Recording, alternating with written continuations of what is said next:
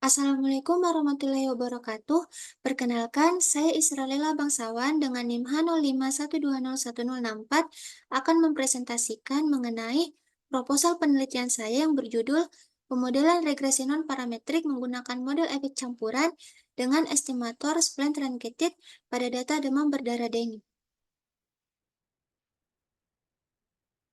Adapun pokok bahasan pada presentasi kali ini yang pertama pendahuluan, yang kedua tinjauan pustaka, dan yang ketiga metodologi penelitian. Yang pertama pendahuluan. Analisis regresi adalah metode analisis yang digunakan untuk menunjukkan pola hubungan atau model antara dua variabel atau lebih yang terdiri atas variabel respon dan variabel prediktor. Dalam mengestimasi kurva regresi, terdapat tiga pendekatan yang dapat digunakan, yaitu pendekatan parametrik, non-parametrik, dan semi-parametrik. Regresi non-parametrik adalah salah satu pendekatan regresi yang digunakan untuk menjelaskan pola hubungan antara variabel respon dengan variabel prediktor tanpa mengetahui dan mengasumsikan pola tertentu pada kurva regresi.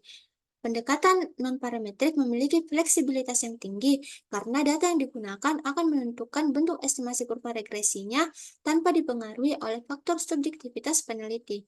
Salah satu fungsi pendekatan untuk mengestimasi kurva regresi dalam regresi non-parametrik adalah spline. Spline adalah salah satu pendekatan dalam regresi non-parametrik yang bersifat piece polinomial atau berbentuk potongan-potongan polinom dengan sifat tersegmen pada selang yang terbentuk pada titik-titik not. Spline memiliki kelebihan dalam mengatasi data yang menunjukkan pola naik turun yang tajam pada subinterval tertentu dengan menggunakan titik not. Salah satu estimator yang sering digunakan adalah estimator spline truncated. Spline truncated mampu memberikan perhitungan matematis yang lebih mudah, sederhana, dan kurva regresi yang relatif mulus. Beberapa penelitian terdahulu menggunakan spline truncated diantaranya pada tahun 2016, Fadila DKK memodelkan harga saham bulanan yang berupa data longitudinal menggunakan spline truncated.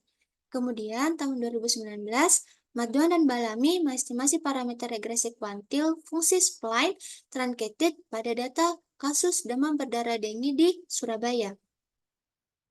Kemudian tahun 2022, Kusunartutik dan Dwidayati mengkaji metode Generalized Cross Validation atau GCV dalam pemilihan titik not optimal pada regresi non-parametrik spline truncated.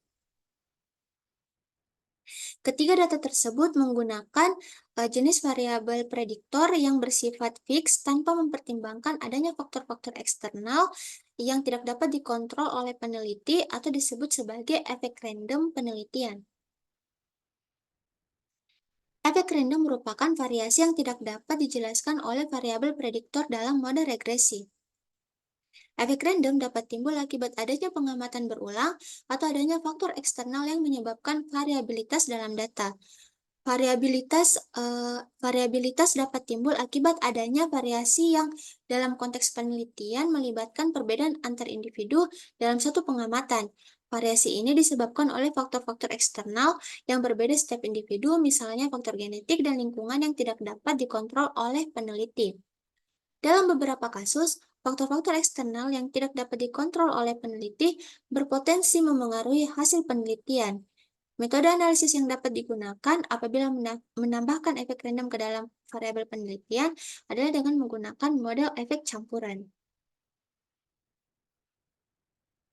Model efek campuran merupakan pengembangan dari model linear yang melibatkan variabel yang bersifat fix dan variabel yang bersifat random. Adanya efek random yang ditambahkan ke dalam penelitian dapat mengidentifikasi kontribusi dari suatu faktor yang tidak dapat dikendalikan oleh peneliti terhadap variabel respon. Pertimbangan tersebut berpotensi untuk memperoleh hasil estimasi parameter dan pengambilan keputusan yang lebih tepat. Beberapa penelitian terdahulu menggunakan model efek campuran diantaranya Johnson DKK tahun 2013 memodelkan data perkembangan fisik bayi pada dua kasus yang berbeda, yaitu pada bayi di Bradford, Inggris yang berusia 0 sampai 15 bulan dan data berat badan bayi di Andhra Pradesh, India yang diukur sejak usia 3 sampai 15 bulan dengan mempertimbangkan faktor pendidikan ibu dan kejadian morbiditas pada bayi sebagai efek random penelitian. Kemudian, hal dari DKK pada tahun 2020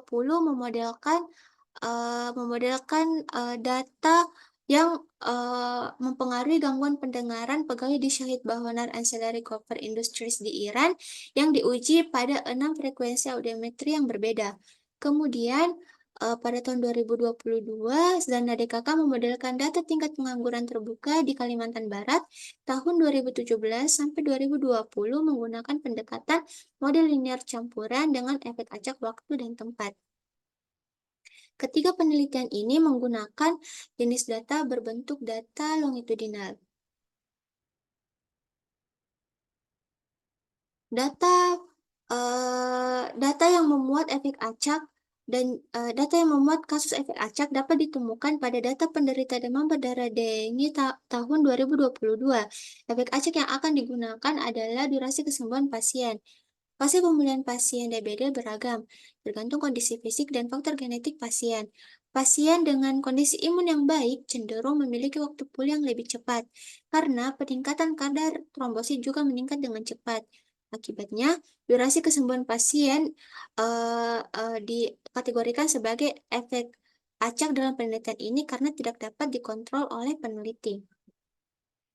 Selain itu, data pasien DBD memiliki pola data menyebar yang tidak membentuk kurva tertentu sehingga pendekatan non-parametrik dapat diterapkan menggunakan splint truncated dengan mempertimbangkan efek acak dalam penelitian. Adapun rumusan masalah pada penelitian ini yang pertama, bagaimana estimasi parameter model efek campuran non-parametrik dengan estimator splint truncated. Yang kedua, bagaimana model kadar trombosit pasien DBD tahun 2022 menggunakan model efek campuran non-parametrik dengan estimator splint truncated. Adapun batasan masalah pada penelitian ini, yang pertama, data yang digunakan adalah data pasien DBD tahun 2022, pemilihan titik not optimal menggunakan metode GCV, dan yang ketiga, jumlah titik not yang dicobakan adalah 1 dan 2 titik not dengan orde yang dibatasi pada orde linear. Adapun tujuan penelitian yang selaras dengan rumusan masalah, yang pertama, memperoleh estimasi parameter model efek campuran non-parametrik dengan estimator splint truncated, dan yang kedua, memperoleh model kadar trombosit pasien DBD tahun 2022 menggunakan model efek campuran non-parametrik dengan estimator splint truncated.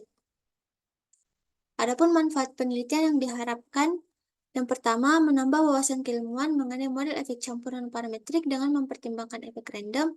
Yang kedua, menjadi bahan acuan dalam penelitian selanjutnya untuk mendukung perkembangan ilmu pengetahuan. Dan yang ketiga, memberikan gambaran bagaimana hubungan antara usia, kadar hematokrit, dan durasi kesembuhan pasien DBD terhadap kadar trombosit. Dan yang keempat, menjadi bahan acuan kepada para tenaga medis dalam membantu meningkatkan kinerjanya merawat pasien DBD. Selanjutnya adalah tinjauan pustaka. Tinjauan pustaka yang digunakan pada penelitian ini, yang pertama, analisis regresi, yang kedua, regresi non-parametrik, yang ketiga, regresi non-parametrik estimator splint truncated, yang keempat, estimasi parameter regresi non-parametrik estimator splint truncated, yang kelima, estimasi kurva regresi non-parametrik estimator splint truncated, yang keenam, pemilihan titik not optimal, yang ketujuh, model efek campuran, yang kedelapan, maksimum likelihood estimation, yang ke-9, metode iterasi Newton-Raphson, yang ke-10, AKI information criterion, dan yang terakhir, demam berdarah dengue. Selanjutnya adalah metodologi penelitian. Yang pertama adalah sumber data. Data yang digunakan dalam penelitian ini adalah data sekunder dari Dinas Kesehatan Provinsi Sulawesi Selatan berupa rekam medis pasien DBD tahun 2022. Jumlah data yang digunakan adalah sebanyak 100 data. Kemudian variabel penelitian. Yang pertama, untuk variabel respon yang dilambangkan dengan Y, yaitu kadar trombosit pasien DBD yang dinyatakan dalam satuan mili. Kemudian, Untuk variabel prediktor dibedakan menjadi dua, yaitu variabel yang bersifat fix dan variabel yang bersifat random. Untuk variabel yang bersifat fix, yang pertama itu adalah usia pasien DBD yang dinyatakan dalam tahun dilambangkan dengan X1, dan yang kedua adalah persentase hematokrit pasien DBD yang dinyatakan ke dalam bentuk persen dan dilambangkan sebagai X2. Dan untuk variabel prediktor yang diasumsikan sebagai efek acak dilambangkan dengan Z, yaitu durasi kesembuhan pasien yang dinyatakan dalam hari, di mana durasi kesembuhan pasien ini dihitung sejak awal pasien terserang demam hingga pasien dinyatakan sembuh oleh pihak rumah sakit. Adapun diagram alir pada penelitian ini seperti tertera pada slide berikut. Dan yang terakhir adalah daftar pustaka yang saya gunakan pada penelitian ini.